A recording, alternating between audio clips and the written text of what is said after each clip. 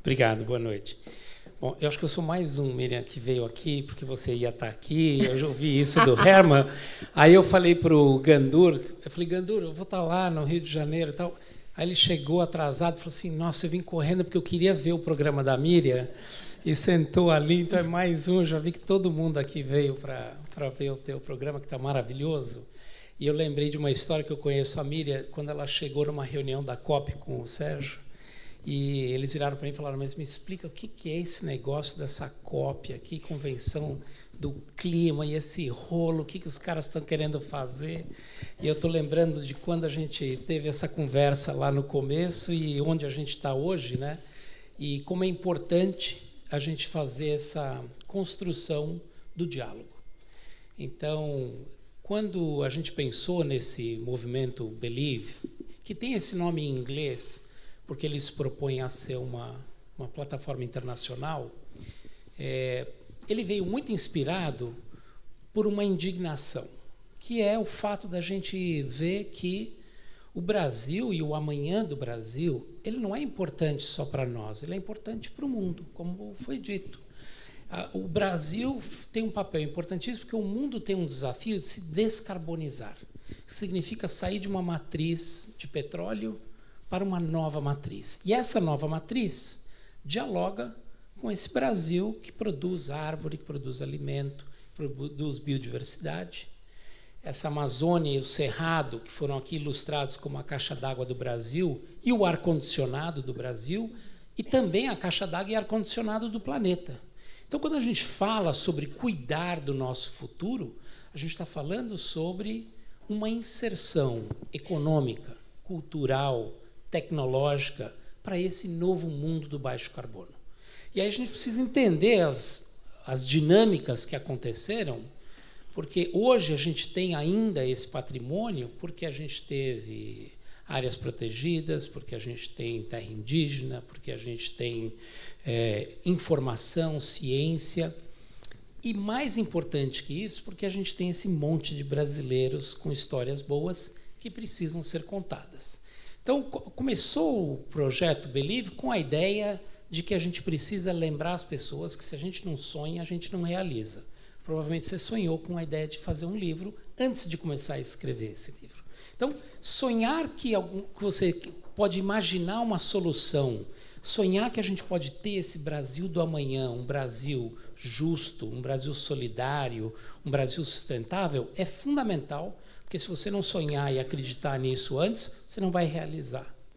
Depois que você sonha e fala assim, ok, então isso daí é possível, é muito importante que você se aproxime a conectar a sua visão com o diálogo.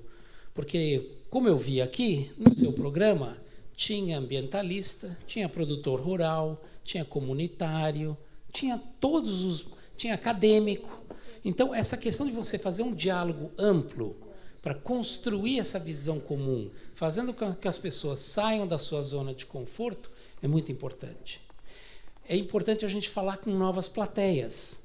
Quando a gente lançou o Believe, que foi agora no Rock in Rio, a gente optou por lançar essa plataforma num show de rock, com um monte de gente, com 110 mil pessoas lá, 1 milhão no Facebook e outro 1 milhão assistindo o Multishow. E foi muito legal, porque foi a Gisele Bündchen que fez um discurso super emocionante, cantou uma música com a Ivete Sangalo. Mas eu preciso dizer que uma coisa que eu achei demais é que quando a gente olhou a cobertura do lançamento, a gente não foi só nas mídias tradicionais. Estava lá na mídia de entretenimento, estava na mídia de beleza, estava na mídia de moda, estava na mídia... em várias mídias que normalmente não iriam escutar nada sobre mudança climática, futuro, nada disso. E o mais legal, o marido da Gisele, que é um jogador de futebol, que tem não sei quantos milhões de seguidores que adoram cerveja e futebol, e lembrando que ele mesmo é um eleitor do Donald Trump, e provavelmente muitos dos seus seguidores nem acreditam em mudança climática, ele retuitou o tweet que a Gisele fez sobre o lançamento do Believe, sobre essa visão de que um mundo construído a partir da solução é possível. E aí a gente falou, putz, agora sim a gente fez a diferença, porque a gente não está falando mais com os convertidos, a gente está falando com quem precisa ouvir essa informação.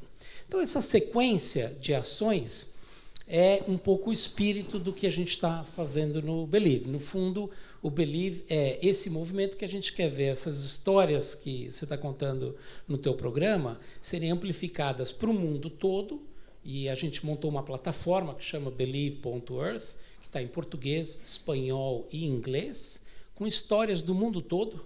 Tem um professor na Índia que resolveu o problema de fazer lixo zero na comunidade com os alunos, e tem uma história aqui da Caatinga. Tem um monte de histórias lá contadas de pessoas, indivíduos que estão fazendo essa diferença e construindo soluções. E como para nós é muito importante conectar a inspiração com a ação, a gente programou isso de maneira que as histórias estão todas colocadas, você pode ir lá para se inspirar, elas se conectam com soluções. A gente usou o livro do Paul Hawken, Drawdown, que tem 100 soluções para resolver o desafio das mudanças climáticas, conecta cada uma das histórias a qual solução que isso está conectado.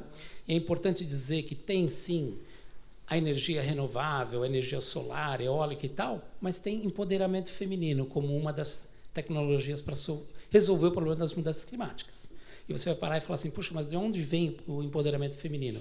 Porque ele está conectado com o uso do solo, ele está conectado com gestão da saúde, gestão de alimentos, o cuidado com a saúde. Então, ele cruzou as informações todas para montar isso. E depois a gente conectou isso com os objetivos do desenvolvimento sustentável. E a razão pela qual a gente fez isso é porque essas histórias todas são lindas, são importantes, mas se a gente não criar políticas públicas, se a gente não estimular que aí o processo político desse Brasil do amanhã, que a gente quer construir, do mundo do amanhã, seja organizado e traduzido em isso que nós queremos que a política produza, a gente vai ter uma coletânea de muitas histórias bacanas, de muitos brasileiros valorosos e gente pelo mundo afora valorosos, mas a gente não vai entregar um planeta saudável e sustentável para as futuras gerações. Então, a gente conectou isso com os objetivos do desenvolvimento sustentável para poder fazer um elo de tradução para que qualquer político possa entender que aquela história que foi contada sobre a Amazônia ou sobre o Cerrado, ela está conectada com estas soluções e ela está conectada com esse objetivo do desenvolvimento sustentável, o que significa que esta política pública contribui para esta ação concreta que se traduz e pode ser medida em como a gente pode resolver o problema. Então, o objetivo desse movimento, só para dar um exemplo aí para quem falou de servidor público, a gente lançou um filme conectado com o movimento Believe no Festival de Cinema do Rio, que falava sobre